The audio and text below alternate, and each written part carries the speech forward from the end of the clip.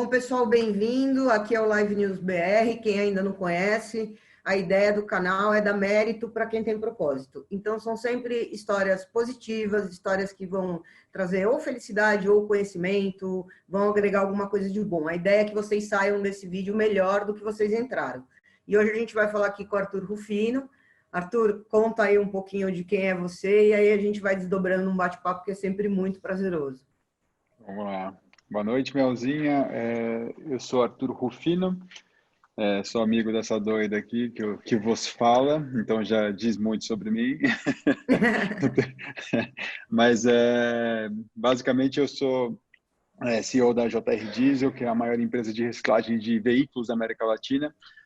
Para chegar nesse ponto, eu tive que suceder Geraldo Rufino, que é uma figuraça, mas um bicho extremamente complexo o dia que você percebe que você tem ele como figura de sucesso e você não é parecido com ele.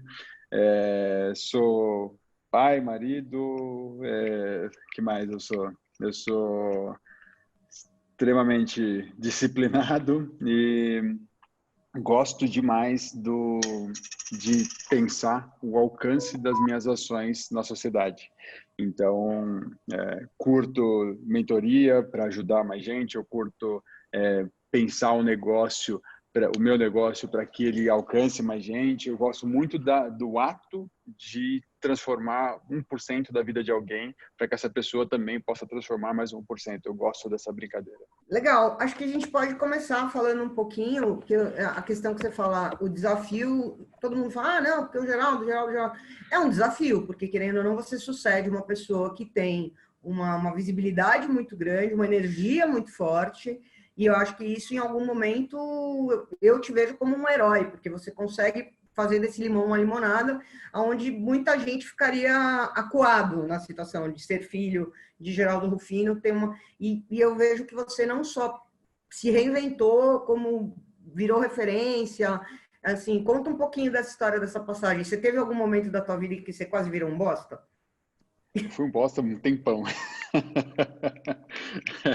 a, a família Rufino em si, né, os meus tios e primos são quase 90, é uma família gigantesca. Tá? E aí nasce ali um Geraldo Rufino, né, em primeiro lugar, que se destaca, vem de favela, etc. Se destaca na família, tem um sucesso incrível. E aí tudo dentro da família Rufino, de referência de sucesso, é Geraldo Rufino. E aí Sim. nasce o senhor Arthur Rufino, que tem como seu primeiro nome Geraldo, então eu sou Geraldo Arthur Rufino.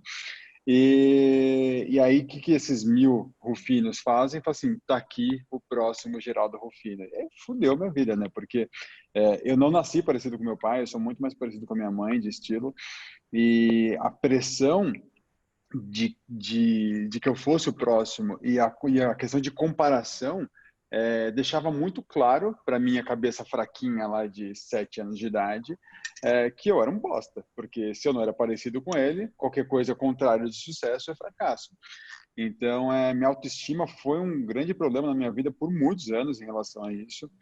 E a gente vai falar mais sobre isso depois, mas foi um estalo dentro do meu relacionamento com a Lari que me fez perceber que, sim, tinha algumas áreas da minha vida que eu desempenhava extremamente bem, e uma delas era meu namoro.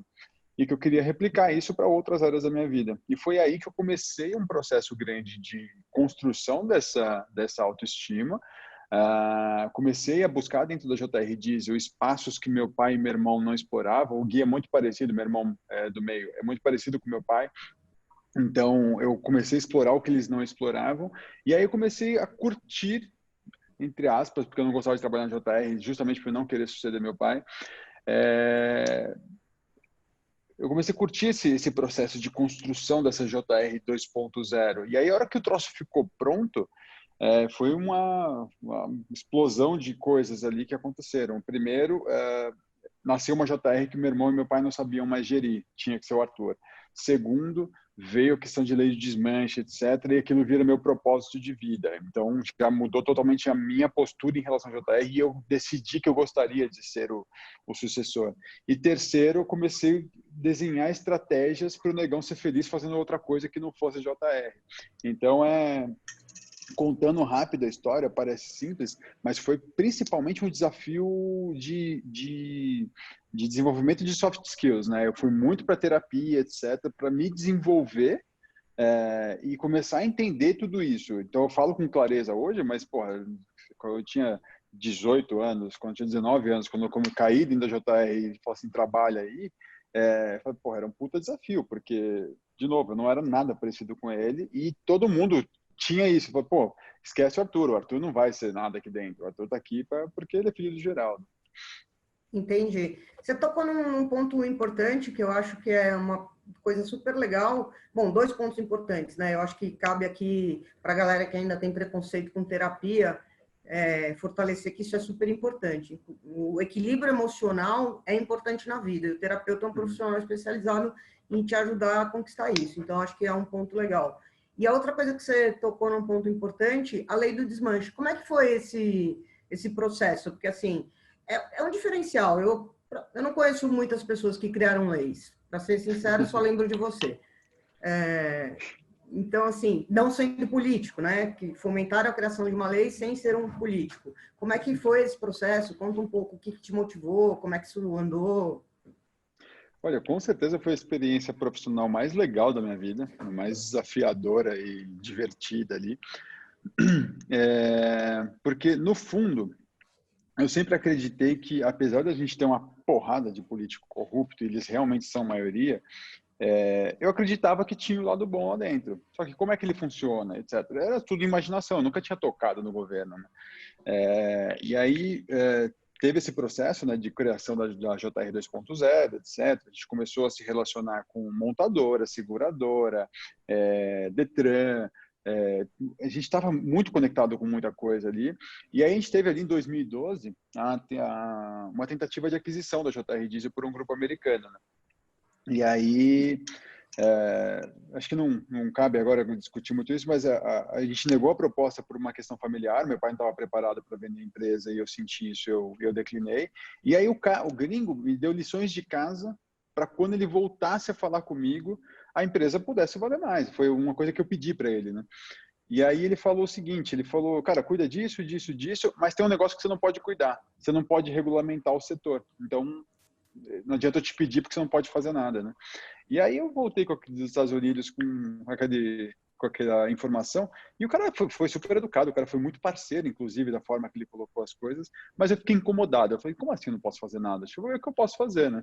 Falei, pô, eu transformei um desmanche, que é o negócio mais marginalizado do Brasil, acho que nem puteiro é tão marginalizado quanto o desmanche no Brasil, e num negócio vendável para um grupo americano, com capital aberto em bolsa, etc. Falei, deixa eu ver o que dá para fazer. Entrei no Google, digitei e-mails dos deputados do Estado de São Paulo. E tem todos mesmo. Você vai lá e realmente você tem acesso a qualquer um por e-mail. Mandei e-mail para 20, pouquíssimos me responderam, mas dos que me responderam, 99,9% me pediram grana para discutir o assunto. Então eu conheci o lado negro da política. Mas teve um cara que falou: oh, legal esse projeto, vamos conversar. E esse conversar virou um texto que estava longe de ser um projeto de lei, não era uma coisa que ia fluir com tranquilidade. Mas o cara estava ali trabalhando junto com a gente, etc. O cara realmente não tinha poder dentro da Assembleia justamente por ter esse perfil mais conservador. E aí, março de 2013, vem a nossa maior crise da história. O governador de São Paulo, na época, estava pedindo para proibir a atividade de desmontagem de veículos, porque 75% dos latrocínios no estado de São Paulo estavam relacionados ao roubo de carros. E ele precisava, para a reeleição dele, uma campanha forte de ações contra o latrocínio. E aí tiveram a ideia de proibir o desmanche. E aí foi muito bacana, porque era um momento que eu tinha passado 5 anos me preparando para ele. Eu tinha essa noia que alguém podia proibir isso em algum momento, 5 anos antes. Não que eu fui um visionário, etc., mas me incomodava. Eu falei, cara, não para em pé essa conta, porque a maioria do mercado é ilegal, um dia alguém vai olhar para a gente como olharam para o bingo e vão proibir. Todo bingo era ilegal? Talvez não, mas você não pode julgar o cara que trabalha certo por conta do cara errado. Mas alguém ia fazer um dia isso. E aí a gente olhou, março de 2013 vem a PL 380 para proibir o segmento.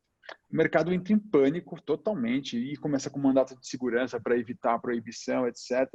E aí tudo que eu fiz, eu liguei para o meu querido deputado honesto, eu falei, cara, é nossa chance, você consegue uma audiência com o secretário de segurança? Ele falou, consigo, isso eu consigo. E ele conseguiu a audiência e eu levei junto comigo montadora, seguradora, eu levei todo o poder de fogo que eu tinha desenvolvido nesses 5 anos para mostrar que tinha um negócio grande, que era o nosso, legal, viável, com rastreabilidade, eu consigo comprovar a origem das peças, etc., e que eu estava disposto a doar todo esse sistema para o governo para que ele implementasse como padrão. E eu levei junto, inclusive, uma seguradora que eu ajudei a entrar nesse mercado. Então, tinha seguradora investindo no mercado. Tinha um case recente de uma empresa gringa de bilhão querendo investir nesse mercado. Eu falei assim, você está falando que a gente, certo, não pode trabalhar e você vai dizer para o consumidor daqui para frente que ele só pode comprar do roubado. Porque você não vai ter poder para acabar com todo o roubado, mas você pode acabar com todo o legal. E aí ele topou o desafio. Em 9 meses a gente criou a lei de desmanche que reduziu em 26% o roubo de carros em São Paulo e 17% o latrocínio. E aí que virou a brincadeira gostosa, porque o que eu fazia, a partir de agora, tinha um propósito muito maior do que ganhar dinheiro. Eu literalmente estava salvando vidas. Eu gosto de falar que eu tenho clientes que nem sabem que eu existo.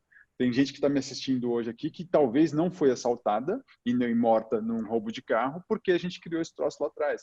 E ela nem sabia que eu existia. E está tudo bem. É uma coisa que, quando vira propósito, é para você, né? Você sabe que todos os dias você está buscando aquele troço e construindo algo maior. Não, é sensacional essa história, porque, querendo ou não, o propósito é o que acaba movendo grande parte das pessoas. Se não grande parte, todas que eu vou entrevistar aqui, isso eu sei. Mas, enfim, aí vem essa tua coisa de propósito, que está muito presente em você hoje, até porque eu te conheço, você vira um super do mentor, foca em ajudar outras pessoas, distribuir conhecimento, mas em algum momento isso engargala no Arthur Pessoa, que tem uma agenda, que tem uma vida, que não vai poder mentorar um por um todo mundo que precisa. Qual foi a saída que você arranjou, que eu já sei que você vai contar aqui para o pessoal? Quando a gente criou o livro do meu pai, é um segredo isso. Eu, junto com a editora, a gente fez quase tudo do livro. Então, a gente organizou Ghostwriter, eu que revisei texto, etc. Então, dá para falar que eu sou um coautor do livro do Geraldo. E aí, eu fiquei muito próximo da Roseli e da turma lá da editora. E eles começaram a me cutucar. Falaram assim, Arthur, você tem um livro. Só que eles me falavam o quê? E aí, Arthur, você tem um livro? Arthur, você tem um livro? Arthur, você tem um livro? E aí, à medida que eu fui evoluindo nessa questão das mentorias, que foram muito um fruto da visibilidade do meu pai, as pessoas pediam mentoria para o Geraldo direcionava para o Arthur começou a virar um poço de mentoria. E hoje, com certeza, essa é uma das principais ferramentas de aprendizado que eu tenho hoje. Nada me ensina mais do que as mentorias. Posso ler, posso ir para a faculdade, nada me ensina mais do que passar por mentoria quase todo dia. E aí eu percebi que no começo era um incômodo. Eu falei assim, porra, como é que eu ajudo tanta gente de negócios tão diferentes sem conhecer esse negócio, sem conhecer a pessoa, sem conhecer o contexto? Como é que eu estou ajudando? Não é porque eu comprei rápido, que eu tenho uma mente genial, que eu percebi tudo e já resolvi. Porque quem resolve no final não sou eu, é a pessoa. Eu simplesmente dou caminho. Então eu estou dando um caminho prático, simples, porque está funcionando para essas pessoas. O que é isso? Deve ter um método nisso. E aí eu fui começar a desenhar isso. E aí foi o dia que a editora falou, é isso que a gente estava esperando de você, método. E aí eu percebi que eu já tinha feito isso para mim, na JR Diz, eu já tinha feito isso no meu relacionamento, eu já tinha feito muita coisa, que é o tal do desmanche criativo. Então eu estou escrevendo um livro que ele vai colocar no papel a metodologia, o passo a passo do desmanche criativo, que nada mais é do que você manter-se inovador de forma cíclica no seu negócio, usando o que você já tem em casa. Não estou falando para você trazer tecnologia, investimento anjo, não sei o quê, não. O que a Mel tem em casa hoje? A Mel tem uma pintura de fundo, não sei o quê, e um computador. A Mel vai lá, põe o Live News para funcionar. E isso é inovação estrutural. Você não precisou de nada que você já não tinha. Só que você, até 3 meses atrás, 4 meses, 5 meses, 1 ano atrás, você não sabia que você tinha esse produto. Então, é uma Sim. questão de você rearranjar os recursos que você já tem e perceber novos valores para cada um deles. E aí, o grande prazer desse livro, eu vou falar do desprazer primeiro, foi quando eu descobri que eu tinha que me expor, né? Então, para vender livros, você precisa estar no Instagram, você precisa estar no LinkedIn, você precisa ficar falando com a Mel no Live News. E Tamo aí junto nessa, porque você tá ligado que também a ideia é dar um conteúdo bacana para as pessoas, mas que se eu pudesse, eu colocava outra pessoa aqui no meu lugar para te entrevistar. O bagulho é louco. E aí a gente... foi também um processo de descoberta muito forte, principalmente no LinkedIn, onde eu escrevo muito, então não tem muita foto, não tem muito vídeo. Eu passei por alguma coisa legal, ou numa mentoria, ou na minha empresa naquela semana, eu vou escrever sobre aquilo. E aí, isso me ajudou a aprimorar meu discurso, minha linguagem, porque tem que ser... o método é simples, mas eu tenho que contar ele de uma forma tão simples que o vendedor de coxinha consegue absorver e aplicar a inovação no negócio dele. Não tem que ser aquele negócio que a gente vai ficar ouvindo em roda de startup. Tem que ser um negócio que qualquer empreendedor de qualquer condição social consegue absorver. Não quer dizer que ele vai comprar meu livro, mas se ele tiver acesso a esse livro, ele vai ter acesso às mesmas ferramentas que eu tenho hoje para inovar dentro do meu negócio. Então, tem essa questão difícil de vencer hoje em dia eu não chamo mais de timidez, mas eu não gosto de me expor, não é uma coisa confortável, mas ao mesmo tempo tem essa gratificação constante da galera falando assim, puta, Arthur, eu tava ferrado, e aí o que você me falou me fez perceber isso, e eu fiz isso, aquilo, e funcionou. Eu tô melhor, eu tô faturando, ou o meu relacionamento com o meu sócio melhorou. Então, é uma coisa que eu estou muito acostumado a ouvir dentro da mentoria, mas a mentoria é o que você estava falando. Eu faço muita coisa. Não dá para eu abrir minha agenda 90% para a mentoria. Eu gostaria, mas não é simplesmente impraticável. Então, o livro foi a ferramenta que eu acabei encontrando para ampliar o alcance disso que eu faço hoje no 1-a-1. Entendi.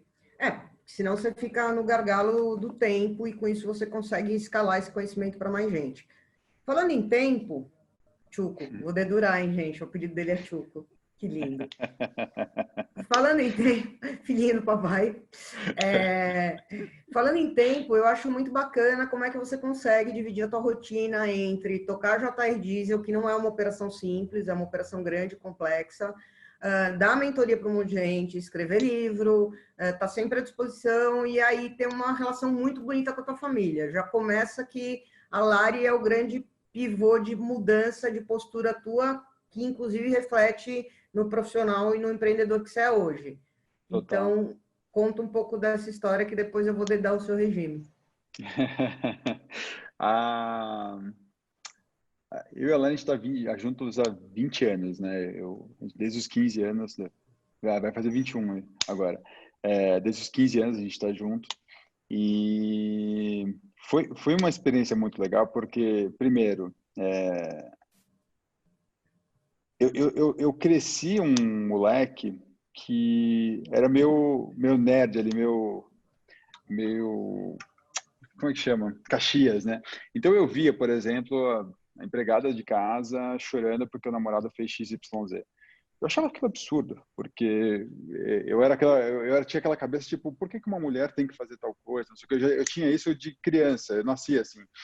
E aí eu tinha muito fixo na minha cabeça que o dia que eu tivesse uma namorada, uma esposa, cara, eu ia fazer totalmente o oposto do que eu via acontecer todos os dias com tudo que me circulava ali. E aí, quando eu comecei a namorar lá, foi muito engraçado, porque assim, eu era estupidamente tímido. Minha autoestima era um lixo. E aí, eu olhei e falei, pô, consegui ficar com a minha gatinha aqui, não sei o que, deixa eu investir aqui todo o poder que eu tenho de cuidar de alguém para ela nunca mais me largar aqui. Então não era nem uma questão de paixão ali, era uma questão de estratégia, mas virou um super relacionamento gostoso, onde eu realmente sempre me dediquei demais. E aí, por que eu gosto de contar ele como base de tudo isso? Eu tive uma oportunidade muito boa de ser filho do Geraldo Rufino e ouvir o que o Geraldo Rufino fala todo dia. Filho da Marlene Rufino, que você conhece, pouca gente conhece, que tem uma Espetacular. puta cabeça incrível. E aí eu ainda ganhei de presente, eu era criança, eu tinha 15 anos, eu ganhei de presente os pais da Lari. Então eu tive ali uma diversidade de cabeças masculinas e de cabeças femininas na minha educação, na fase mais essencial ali, que é a adolescência. Então, com certeza isso fortaleceu muito meu mindset, mas principalmente esse reconhecimento de que eu era um namorado excelente e isso era a única coisa que eu realmente me via bom, porque minha autoestima era quebrada ali, me ajudou a perceber em algum momento, e isso foi muito na terapia, que, porra, por que eu não faço o mesmo esforço que eu fiz com a Lari lá no ano 2000 com as outras coisas da minha vida, com a minha saúde, com o meu trabalho, seja com aparência, não sei. Eu era muito relaxado em tudo, eu só me dedicava ao namoro. E foi aí que começou a resolver tudo, né? E aí eu comecei bem no trabalho, comecei a cuidar melhor da minha saúde, comecei para academia, etc. Mas o resumo é que, assim, virou um super hábito cuidar bem de tudo que eu toco. Então, eu preciso cuidar bem da JR, óbvio que eu preciso cuidar bem da JR, ela sustenta a minha família, as duas famílias, né? A família de origem, a família que eu escolhi. Eu tenho que cuidar da família em si, então eu preciso estar muito bem no meu relacionamento com a Lari, eu preciso ter filhos que eu esteja satisfeito com a educação que está transmitindo. Então, hoje, para mim, um dos meus hobbies, se você perguntar se eu tenho um hobby, é educar meus filhos. Eu amo o processo de educação, eu amo observar o comportamento deles e pensar o que eu vou fazer com aquilo. Então, é um processo gostoso. E aí, as pessoas me perguntam muito, tá bom, Arthur, mas como é que você consegue ser paizão, maridão, empresáriozão, e como é que você consegue fazer tudo? E aí é muito uma questão de dar os mesmos pesos na agenda. Então, assim, seu filho está na agenda? Legal, seu filho está na agenda, mas se o fulano de tal, da empresa X te ligar, você cancela o seu filho ir para escola, levar seu filho para a escola. Cancelo, óbvio, eu estou fazendo isso por ele. Eu não cancelo, porque a agenda do meu filho tem tanto peso quanto a do CEO da PQP. Então, eu não me acho melhor, não me acho pior do que quem faz diferente, mas esse é o jeito que eu encontrei de buscar equilíbrio. Então, todos os dias eu levo meus filhos para a escola e eu que participo de como que arruma, etc, blá, blá, e levo eles dentro da sala de aula. Vou trabalhar. Eu gosto de parar meu horário no máximo 18 horas, porque eu quero chegar em casa e estar com meus filhos, não quero pôr eles para dormir. Eu quero viver com meus filhos todos os dias, não é um dia ou outro. Eu quero colocar meus filhos cedo para dormir, por quê? Porque eu tenho que ter tempo com a Lari. Eu tenho que ter na agenda que X vezes por mês eu preciso sair, eu e a Lari, a gente precisa ter uma vida a dois. Então, tudo isso, quando você coloca bonitinho numa agenda e coloca os mesmos pesos, a chance de você deixar uma dessas pontas falirem é muito baixa, porque você está o tempo todo com indicadores mentais ali, assim, tá equilibrado aqui, tá equilibrado ali, e aí você vai, mas é questão de hábito, você vai desenvolvendo, e aí você tem, de novo, Geraldo Rufino te falando valores, valores, valores, valores, valores. Você tem a Marlene te mandando estratégia, número, número, número, indicador, indicador. E eu sou um cara que tem, se eu fosse elencar uma qualidade que se destaca, eu sou observador. Eu sou um cara que observa muito. Então, eu gosto de aprender com quem está acertando. Então, eu estou olhando todo mundo ao mesmo tempo. E eu falo assim, pô, meu sogro naquilo ali, ele é legal pra caramba. Então, deixa eu copiar esse troço. E aí eu não copio, tipo, pega aqui, coloca aqui. Eu crio a minha versão daquilo. Então, o meu positivismo é diferente do Geraldo. O meu jeito de ver números é diferente do da minha mãe. O meu jeito de fazer sei lá o que é diferente de todo mundo. Eu peguei o meu e criei o meu, entendeu? você pegou a base de uma coisa que você entende que é uma virtude, que você entende que é bom, e remodelou a tua capacidade de execução, a tua personalidade, o teu comportamento de uma maneira que funcionasse para você. Exato. Escuta, e os filhos, hein? Eu sou muito fã do estilo dos dois. A Sossô, como empreendedora, é um case, né? É, é Conta um muito pouco, engraçado, porque cara. ela é muito engraçada. Eles são extremamente diferentes. O Antônio é o típico moleque que curte se ralar, subir em árvore, bicicleta, e ele é competitivo, e ele gosta de sentar porrada em mim, porque eu sou gigante, e é divertidíssimo ter ele como filho. Ele é uma criança engraçada, uma criança que é meio humorista, assim, sabe? Então, ele tem toda uma personalidade de sedução, assim. Ele é um cara que carrega um charme forte, e aí o desafio de educação ali é para que ele não conte só com esse charme na vida. Ele precisa ter outras coisas que aí é problema meu, como é que eu vou fazer ele perceber que aquilo não resolve tudo. E a Sol, ela tem essa característica muito do Geraldo. A gente fala muito, ela nasceu com a cara da minha mãe e com o espírito do meu pai. Que ela é empreendedora pura. E a gente descobriu isso de uma forma muito engraçada. Ela queria ser famosa. Queria ser famosa, queria ser famosa, queria ser popstar, queria ser popstar. Eu falei, filha, por que raio você quer ser famosa? Ela devia ter uns 6 anos, talvez, 5 anos. Ela tinha 5 anos. Por que você quer ser famosa? Ela falou assim, porque eu quero ganhar dinheiro. Não, mas você pode trabalhar, você não precisa ser famosa. Ela falou assim, não, mas criança não trabalha. Você já viu criança trabalhando? Eu falei, não. Eu falei, criança não trabalha. Nesse momento eu só posso ser famosa, eu posso ser youtuber, não sei o quê. Eu falei, faz sentido, eu gostei dessa linha de raciocínio, mas vamos achar um caminho, né? O papai trabalhou quando era criança, o papai fazia, sei lá, vendia coisa na porta de casa, não sei o quê. E aí ela quis entender melhor. E aí a gente comprou uma caixinha que infelizmente não existe mais, chama Pequenas Empreendedoras, da Ale Bizeto. E aí tinha toda uma temática para ensinar meninas, especificamente meninas a partir de 7 anos, a cabeça de empreendedorismo. Então, ensinava desde imposto e custo até a parte manual de fazer uma biju ali, etc., e sair para vender. E ela pirou no negócio. Então, a pessoa já tem papelaria, biju, não sei o quê, blá, blá, tudo que ela acha pela frente ela quer vender. Vem gente aqui em casa, ela quer vender spa, massagem, cada hora ela está vendendo um troço diferente. E literalmente, a gente não inventou isso, não é uma coisa que a gente injetou. A Sossô deve ter começado ali com os seus 60 e poucos reais. A Sossô deve ter uma poupancinha aí de uns 1.500 hoje ali que ela está guardando para viajar, e ela está fazendo dinheiro de verdade sozinha. Aí pedi, pai, posta aí no seu Instagram, vamos ver se alguém compra. E eu, galera que nunca me viu na vida, que me segue lá, falou, pô, gostei da sua filha, compra uma caneta aí, me manda no meu endereço. A Sossô tá vendendo online já. Sensacional. Com quantos anos que eles estão? A Sossô tá com 7, o Antônio com 5.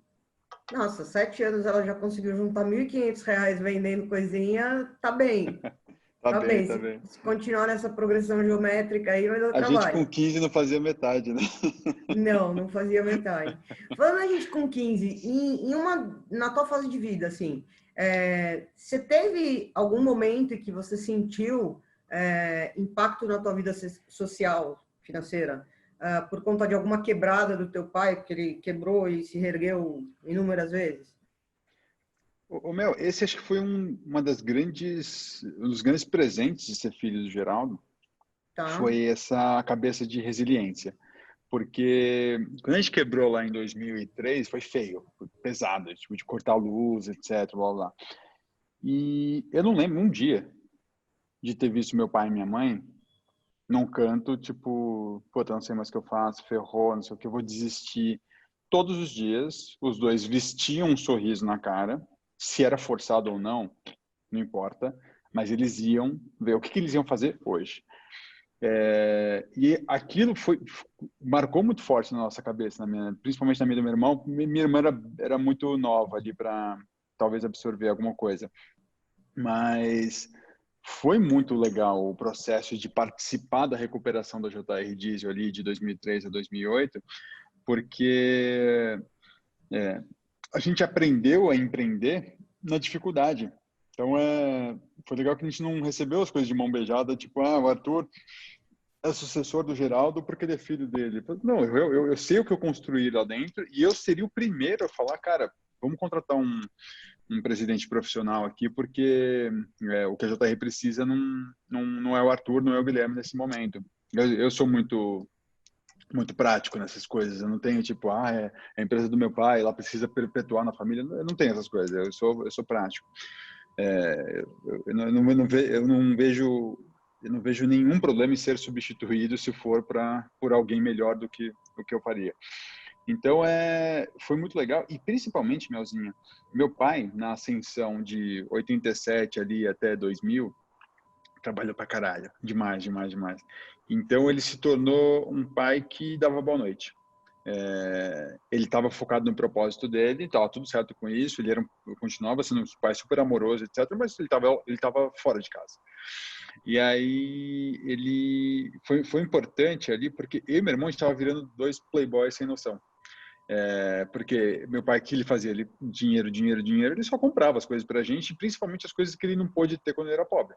Então, sei lá, com 15 anos eu tinha carro, não fazia nenhum sentido. Eu falei para ele, não quero. Meu pai forçou, forçou, forçou, até que ele me deu o carro. Então, foi muito importante para a construção de mindset minha e do meu irmão, esse negócio de quebrar, porque a gente foi obrigado a largar a mão de ser playboy e a gente resgatou todos esses valores de família quando a gente começou a passar o dia inteiro dentro da JR Diesel com meu pai, com minha mãe, com toda a família. Então foi muito legal esse resgate da família e o resgate de duas pessoas que iam virar dois imbecis. Hoje nós com certeza seríamos dois imbecis se a gente não tivesse quebrado. É uma excelente maneira de aprender e resgatar valor. E deixa eu te perguntar uma coisa, falando sobre imbecil. Que você dá, o que você tem a dizer em relação à sucessão familiar? Porque, assim, querendo ou não, você tem um case super bem sucedido de sucessão familiar, mas a gente sabe que, na maioria dos casos, não é bem isso que acontece. Então, se você fosse dar conselho para alguém que está numa posição de sucessão familiar, o que é essencial para fazer essa trajetória de maneira com sucesso? Acho que o Bem principal sucedida. eu gosto muito de dizer que o sucessor se acha. E aí, porra, mas meu pai, minha mãe, minha tia, que eu estou sucedendo, é super difícil. A pessoa é turrona, retrógrada, etc. Tá bom, mas você se acha, porque você esquece que essa pessoa tem toda uma trajetória até esse ponto. Essa pessoa tem todo o direito, entre aspas, de ser arrogante, difícil, etc., porque ela sabe o que ela fez para chegar ali. E aí, você tem o privilégio de pular essa etapa. Então, você não tem que ter o esforço que ela teve de vencer, etc, blá, blá. Você está pegando de um determinado ponto que, bom ou ruim, pode ser que você esteja sucedendo uma empresa que não está bem das pernas, mas bom ou ruim, você criou carteira de cliente, você tem histórico com fornecedor, você tem um monte de coisa ali. Você tem ativos prontos ali para você utilizar. Então, uma vez que você está recebendo esse privilégio de pular etapas, já parou para pensar que você pode empreender a sucessão? Você não precisou empreender o negócio do zero. Vamos empreender a sucessão? E aí, o principal recado que eu dou é que assim, é responsabilidade do sucessor criar essa trilha, criar uma zona de conforto para o potencial sucedido, para que ele entenda que, aos poucos, e nunca vai ser você falando, olha, eu sou mais preparado. Ele vai ter que perceber isso. Aí daqui a pouco você vai pensar em outro propósito de vida para essa pessoa. E aí você vai criando várias ferramentas, vários ativos, vários recursos para que essa pessoa olhe uma hora e fale assim, puta, acho que eu vou sair. Acho que eu vou sair e eu acho que eu tenho uma pessoa boa aqui para ficar no meu lugar. Então, o que aconteceu lá na JR? Em primeiro lugar, eu tive que...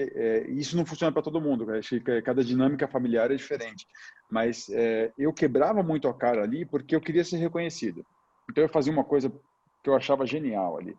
E aí ninguém falava, tipo, puta, que legal, o Arthur fez esse troço. Todo mundo falava assim, olha o que o Negão fez, cara. Olha que animal que o Negão fez. O Negão é foda. Olha o que o Negão fez no JR. E eu ficava puto. Falei, cacete, eu que fiz esse troço do zero, etc.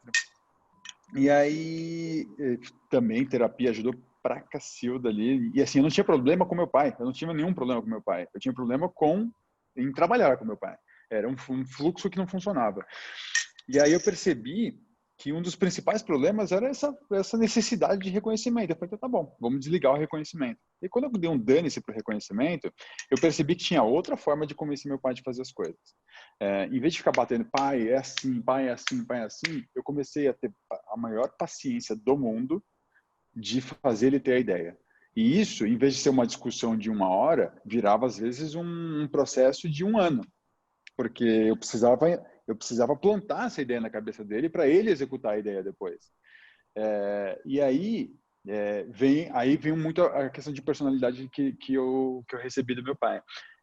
Meu pai é o cara que, tipo, não existe para ele, não dá para fazer. Ele simplesmente vai tentar até o fim. Se ele bateu a cara 3 vezes na parede, talvez ele desista, mas talvez. Então, eu comecei a olhar e falei assim, puta, 1 ano não é bom. 1 ano para uma decisão é ridículo, a gente precisa ser mais ágil. Então, eu comecei a buscar na terapia, dessa vez, muito mais uma questão de autodesenvolvimento para ser mais ágil nesse traquejo, e daqui a pouco meu pai começou a ter as ideias que eu precisava que ele tivesse em 6 meses, daqui a pouco em 3, daqui a pouco em 1, daqui a pouco em 5 dias ele estava tendo as ideias que eu gostaria que ele tivesse. E aí começou a funcionar bem pra caramba. A minha relação com ele, que sempre foi boa, mas melhorou muito, porque a gente não entrava em embate. E a empresa estava evoluindo do jeito que eu precisava. E ao mesmo tempo, quando eu tinha essa estratégia de convencimento, eu tinha que ter uma empatia gigante, eu tinha que concordar com muita coisa que talvez eu não concordasse. Mas, sei lá, em mais de 50% das vezes, ele não estava totalmente errado ali naquilo, ele só estava colocando de uma forma diferente que eu não estava entendendo ou não estava comprando. E aí eu também comecei a dar muito valor para o legado. Então, o sucessor, na minha opinião, tem que largar a mão de ser besta e entender que ele está recebendo de mão beijada, bom ou ruim, um negócio que já foi feito até um certo ponto. Então, ele seja humilde e entenda que é responsabilidade dele criar conforto do sucedido. Segundo ponto, a questão da paciência. Não acontece do dia para a noite. Ninguém vai te mostrar uma barra de avanço disso. Então, tenha paciência e se desenvolva para que você tenha cada vez mais habilidade para deixar essa pessoa confortável. E terceiro, busca um propósito de vida para essa pessoa, que foi a minha melhor estratégia até hoje, foi essa questão de criar o Geraldo Rufino. Eu criei o livro, a exposição dele online, etc, blá, blá, e ele é super feliz fazendo isso hoje. Então, eu me livrei dele com ele muito feliz. Ele está fazendo o que ele faz, feliz da vida, e ele só pensa nisso, etc. Blá, blá. Quando ele volta para a JR, o que ele quer fazer? Ele quer só sentir, colocar o pé na areia, sabe? Tipo, isso aqui é meu. Ele quer dar uma meia dúzia de opiniões, então ele tem uma posição de conselheiro, mas ele não quer estar na frente da JR hoje. Ele quer estar lá no palco, ele quer estar junto com a galera. Então, você percebe que a sucessão, o sucessor, tipo, ele foi servido a vida inteira por esse sucessor. Ele era o filho. Então, ele era o cara que recebia. No momento da sucessão, ele precisa entender que isso inverteu. Agora, ele tem que servir para aquela pessoa possa sair com tranquilidade daquele cargo. Então, é um trabalhinho de mindset, é um trabalhinho de soft skills puro ali para o sucessor. Um cara de 70 anos, 60 anos não vai mudar por sua causa. Então, relaxa que você que tem essa tarefa. Entendi. Você falou uma coisa importante que tem sido tema recorrente aí em todas as conversas que a gente tem falado. Mindset, né, cara? Mindset é tudo nessa vida. Eu acho Exato. que é muito aquela nossa discussão do positivo, do mindset, de ver o lado bom, de acreditar, de ir para frente, que eu acho que você tem muito isso. Tem algum momento da tua vida em que você falou, cara, esse mindset aí foi crucial? Acho que deve ter vários, né? 1 milhão. Acho que todo dia eu tenho algum exemplo de como esse aprimoramento constante de mindset é game changer na minha vida. Eu sou um cara que não tenho faculdade, eu não tenho nenhum hard skill. Desculpa, falar que eu não tenho hard skill é exagero, mas eu usei os soft skills a vida inteira como ferramenta para aprender os hards. Então, de criança eu sabia programar, eu sabia fazer design no computador, eu sabia montar e desmontar hardware, eu sabia fazer coisas que normalmente você precisaria estudar para isso. Eu aprendi inglês autodidata, então assim, e eu era considerado burro na escola, porque aquele jeito de ensinar, que é senta aqui, decora, decora, decora e vai para a prova, para mim não funcionava. Então, e aí eu tentei fazer faculdade, não funcionou, simplesmente não funcionou. Então, eu fui enquadrado como burro um tempão, e eu acreditava, porque minha autoestima era uma bosta. E aí, um belo dia, essa questão do desenvolvimento de soft skills, desenvolvimento de mindset, me fez perceber que o meu problema era autoestima e que eu já fazia um monte de coisa do caralho há um tempão e simplesmente não percebia. Então, quando eu juntei essas questões, eu comecei a usar cada vez mais esses soft skills para absorver várias formas de aprendizado. Então, eu sei bastante coisa hoje, justamente porque eu achei o meu jeito de aprender. E também é uma coisa importante, porque não necessariamente as pessoas aprendem da mesma maneira. Tava até no vídeo que está aí no canal também com a Juju, a gente aborda um pouco desse tema, que não necessariamente o sistema educacional às vezes é falho, né? Porque ele te empurra que você tem que ser bom em tudo. Então, você tem que tirar 10 em matemática, você tem que tirar 10 em geografia, você tem que tirar 10 em não sei o quê. E a maneira de aprender tem que ser sempre aquela by the book. E você tem pessoas que aprendem de maneiras diferentes. E tem uma outra questão que a gente fala aí, quem quiser olhar o vídeo dela também já está online. Aliás, segue o canal, olha o vídeo de todo mundo, que só tem conteúdo bom.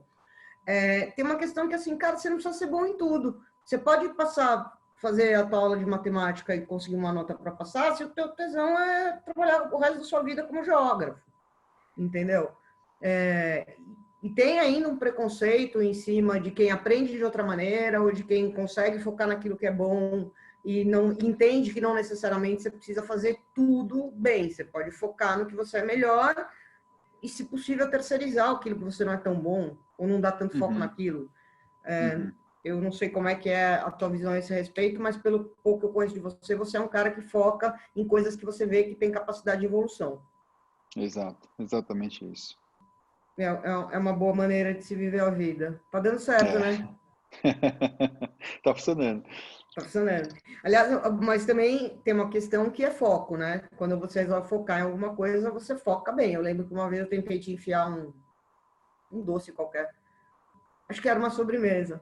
E você se recusou porque você queria estar melhor do que você estava 20 anos atrás. Essa história é muito engraçada. Por conta do seu aniversário de casamento. Exato. Como é É que muito essa foi? questão do cuidado constante com essa questão do relacionamento, né? Acho que a data há 20 anos de namoro, né? A gente já é casado, mas a gente estaria 20 anos juntos. Pô, é emblemática, né? E eu quis fazer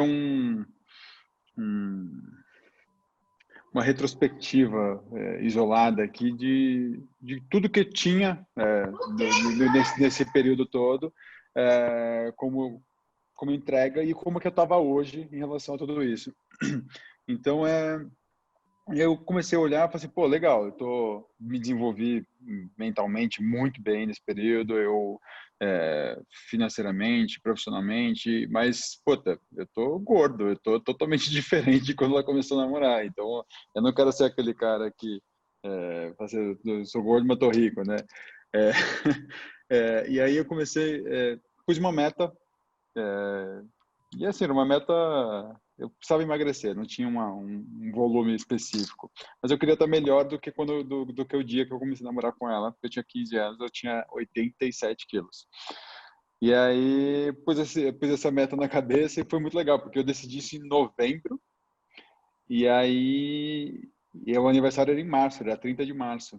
E aí eu tinha até março para resolver essa parada. E aí eu emagreci 20 quilos entre final de novembro e começo de março. Foi muito legal porque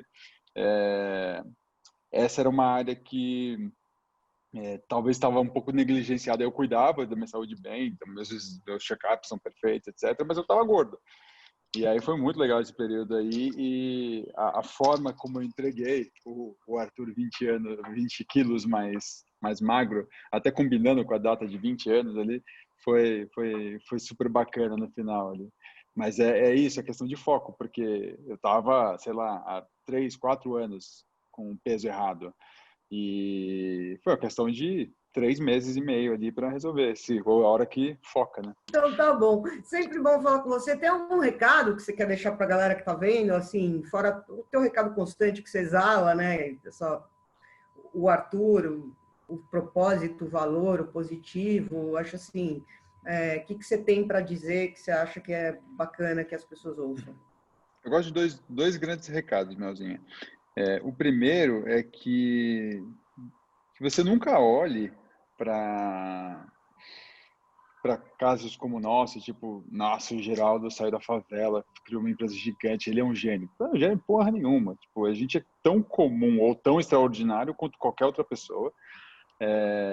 E aí a grande diferença, talvez, está relacionada à questão da resiliência. Então, bati a cara na parede, levantei de novo, bati a cara na parede, levantei de novo, e é isso que faz a gente, talvez, tá 2, 3 passos à frente de alguma pessoa.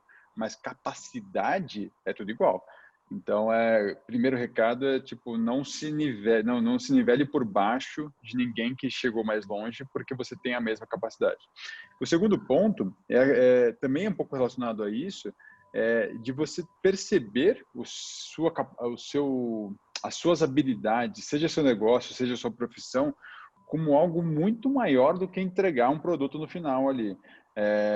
A JR nasceu capitalista, cresceu capitalista, quebrou capitalista, se reergueu capitalista, ela poderia passar 100 anos sendo capitalista, estava tudo certo, não tinha nada de errado ter um propósito capitalista. Só que quando a gente descobriu o nosso propósito ampliado ali, eu diria, quando a gente percebe que o nosso negócio pode salvar vidas, a gente pode criar uma lei, etc., a gente se torna muito mais eficiente. E eu estou falando de dinheiro mesmo. O que tem de projeto rolando agora, que foram muito mais puxados pela minha vontade de resolver o roubo de carros no Brasil do que ganhar dinheiro, não tá escrita muita coisa que está rolando hoje por conta desse propósito. Então, eu gosto muito de dar esse exemplo. Nós somos uma família de negros que trabalha com desmanche e nasceu num negócio sujo e pequenininho. E a gente conseguiu fazer esse monte de coisa. Então, não tem uma história que você possa me contar, que você me diga que a sua habilidade ou o seu negócio é pequeno demais ou marginalizado demais para transformar o seu entorno. Então, acredite mais nisso, e eu gosto muito de provocar que você tem mais responsabilidade em mudar o Brasil do que o presidente. Então, começa hoje a fazer a sua parte aí. Não importa o tamanho desse entorno que você vai mudar. O seu entorno pode ser as 4 paredes do seu quarto com a sua esposa, pode ser sua cidade, pode ser seu país. Mas assuma a responsabilidade de começar a transformar positivamente o que te circula. Sensacional. Acho que concordo em gênero, número e grau. Se dá para fazer, vai lá e faz.